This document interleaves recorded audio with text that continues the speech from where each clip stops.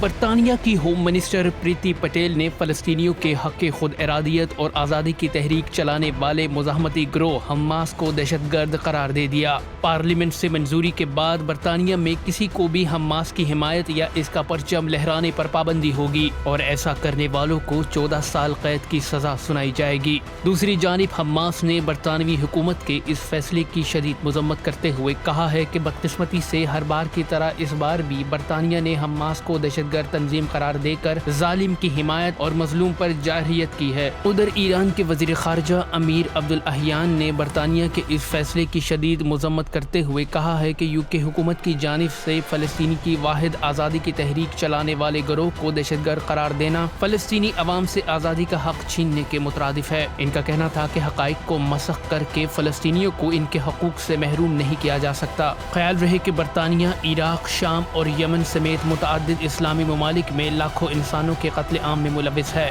ماضی میں صہیونی ریاست کے قیام کے گناہ میں اپنے کردار پر شرمندگی کا اظہار کرنے کے بجائے فلسطینیوں کو حق آزادی اور وجود سے محروم کرنا برطانیہ کے سیاہ تاریخ کا حصہ ہے۔